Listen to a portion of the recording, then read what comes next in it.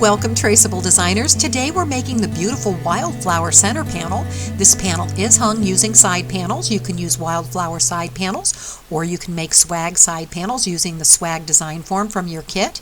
This design also has two styles. You can make a very simple style, which we're doing today, or you can do a more elaborate design with extra petals. The center panel can also be hung on a straight decorative curtain rod using a rod pocket. That is actually the same process used to make the side panels. So today we'll pull out our wildflower center panel design form pieces and we'll get started.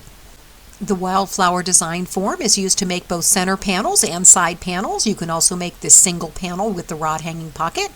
You also have insert pieces, large petals and an upper flower center.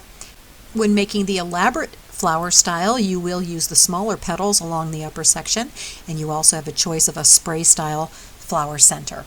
Today we're making the simple flower version, so I have a nice base fabric for my flower. I also have a separate contrast fabric for the insert petals and a third fabric for the upper flower circle center.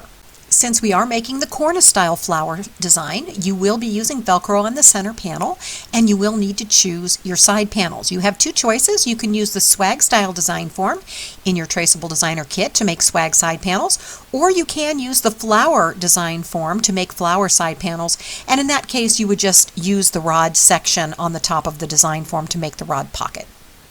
So let's begin by sizing our fabric. You'll want to fold your fabric section in half to size. Now, since we don't have a rod pocket section, we are going to take the lining and the backing all the way to the top of our valance panel. So I'm going to size my panel to leave excess fabric around all of the edges. So I'll just position that and then cut it off. For this example today, I am going to add 2 inches to the width of my flower, and this particular design can be expanded or reduced by up to 3 inches. Once you have your fabric sized and cut, just run an iron over it to get rid of wrinkles. Now you will pull out your fusible fabric backing. In this case, I'm going to cover the whole piece of fabric with the fusible backing. But if you were making side panels or a single panel, you would align your fusible backing with the rod hanging pocket line or the lined fabric positioning marker. Also for your side panels, you will need to add extra height to the rod pocket area.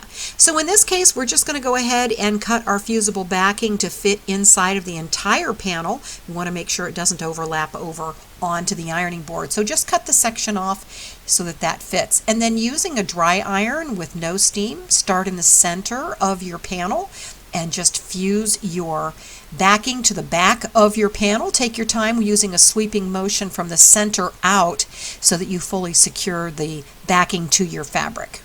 Once the paper is completely cool, just peel it off, trying to keep it in one large section. You'll peel off to expose the glue, and then just put that piece of paper aside for later when you attach your trim. Then cut a piece of lining that covers the entire fabric piece. You want to have a little excess over the sides. You don't want to have this shift and then you can't cover all of the glue. Then starting in the center, moving out in a sweeping motion, you'll just start securing your lining to the back of your fabric section. So the sweeping motion will push the lining out toward the sides and make sure that all of the glue is completely covered. So you should have excess around the edges. Fold your fabric section in half, making sure everything is aligned evenly across the top so it's nice and straight, and you want your lining facing out. Then we're going to position our flower. Now remember, in this case I'm adding some width, so I'm adding 2 inches, so I'm marking along the entire area from the bottom to the top 1 inch. This will show me where to position my design form, so then I align my design form for tracing along my marks, making sure we have enough excess room across the top. We want to make sure that we've got lining on all of the back of this form. Then starting on your right side, just trace around your design form. Take your time so you can really see a strong line. You might have to go over it a few times. So just press down on the design form to make sure that it doesn't move, and then just continue tracing all the way around to the edge. And then just trace across the top of the design form to mark the panel height cut line. Then move your panel over and then just finish marking off the bottom area to the fold. Pull out your fabric pins and just pin the fabric section to hold it secure while you cut. Then turn the folded edge toward you and then begin on that side. Just follow along carefully, cutting around the shape of the flower. Follow your traced line. And then when you get all the way up to the top, then turn the cut edge facing you and then just cut across the top fabric height cut line. Open up your finished panel with the fabric side facing up, and then we're going to make our inserts. Now you're making a left and a right insert, and since I did expand the size, it's not affected by the inserts because it's in the center. This is designed to have the petals on the left and right. Now I'm using a fabric that's heavy enough that won't see through. Sometimes you need to make sure that if it is too thin that you do a lining on the back before you cut out your petals. You don't want to have the fabric from underneath come through. So I'm using a drapery fabric, which is nice and heavy. And then since I'm doing left and right panels out of the same exact fabric instead of doing more eclectic different styles or different fabrics, I'm going to fold my fabric in half and then trace my flower petals using the folded fabric. This will create the left and right petals at the same time. I'm also turning my design form because I don't want it to be uniform. I want sort of a slanted design. I think it looks better, especially with the selection of fabric here. So you'll just size your fusible backing to adhere to the back of your panel, making sure that you don't extend the backing past the edges and get glue on your ironing board.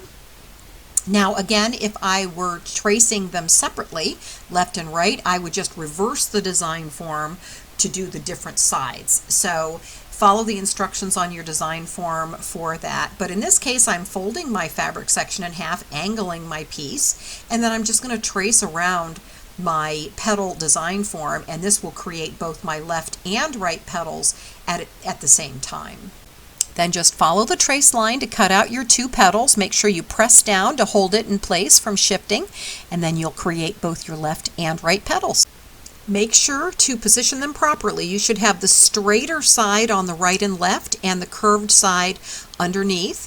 Then you're just going to peel off the paper to expose the glue, and then hang on to that paper because you're going to put that with the shiny side facing up underneath where you're going to be fusing so that you don't secure or get glue from the second insert on your ironing board. So once you get those positioned perfectly, then you'll be able to fuse those in place. Sometimes with certain fabrics, you may find that you need to add a piece of excess lining on top of the petal when you're fusing down. If you overheat, it can buckle, so you may want to cover that with the lining just to be sure.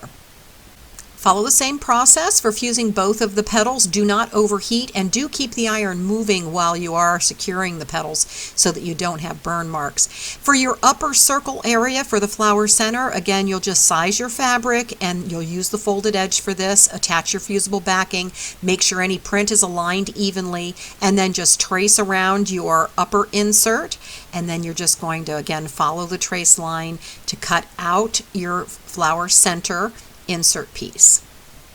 When you attach your center flower, you want to make sure that it's positioned in the middle, nice and straight. So what you want to do is you want to maybe fold your fabric in half and put a pin to mark the center, which is easier.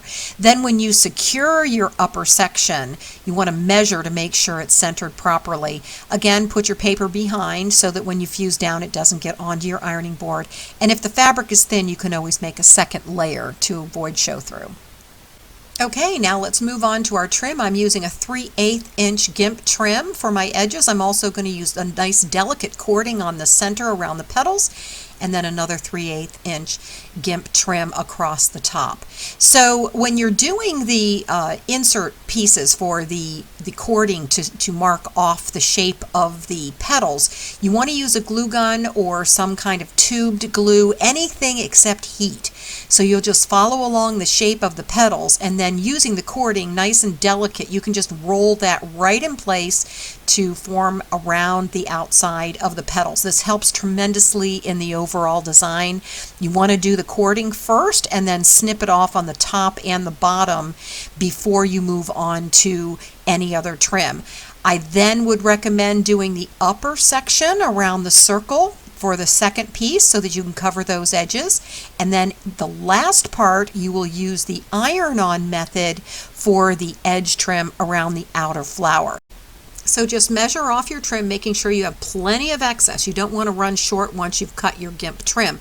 I'm using a very flexible flat GIMP trim. It's a 3/8 inch. It's very easy to curve around the edges. And we're going to convert this to an iron-on trim. You just pull this underneath your iron to flatten it out. Now you can use the Heat and Bond Ultra Hold strips to attach to the back of your trim, but in this case we're just going to cut some long strips because the backing is included in your kit. So just cut some nice long strips the whole length of your trim back, and then you're just going to position it with the glue side down, and then just simply run your iron along the trim. You don't want to overheat it, just carefully run your iron along, and then use as many overlapping strips as needed to cover the length of your GIMP trim. Once the paper is cool, just peel it off the back of the trim to expose the glue. Fold a little 1/2 inch piece across the back, and then you'll press your iron down to hold that in place. This process takes a little while. You want to make sure the very edge of your iron is along the trim, and you hold it in place while it warms up. Now, as the trim starts to warm up, it starts to curve. So you can very easily curve around all of the curves of the flower, making a really nice defined edge. So as you move along, you can reposition it once it's warm. Once it cools, it's positioned in place. If you find you have to move it, just simply warm it up again and press it, and then it starts to secure. Once it's cooled, it's very solid. So you'll follow around the edges, and then when you get to the inside areas where the edge of the cording is, then you just put the point of the iron in there to really fuse on top of that to secure it. So just follow around the entire outside of your flower, carefully aligning the trim on the edges. Now it's time to prepare your panel for hanging. So you will cut a 1-inch strip of fusible backing to fit the width of the back of your panel. This will be ironed along the top of the lining back on the back, right along the upper edge. Once that paper has cooled, then you can peel that back to expose the glue. Even though you're using a sticky back Velcro, you're going to use the soft side. You do need the backing glue in order for that to hold long term. So as you remove the paper from the back of your sticky back Velcro, you want to be very careful when you put this down because this will stick immediately and not move. So as you start on the right edge and you start moving along, make sure that you don't pull it. It will buckle and you won't be able to undo it. So carefully align it along the back, pressing the Velcro to the back of your panel to complete the preparation for hanging. So you have your completed wildflower. You will need to make your side panels to hang with your wildflower. These will include rod hanging pockets, so just follow the instructions for making either the wildflower side panels or the swag side panels, and you'll be ready to hang your beautiful new wildflower valance. Thank you for joining me, Traceable Designers, and remember, you can always make your mark with Traceable Designer.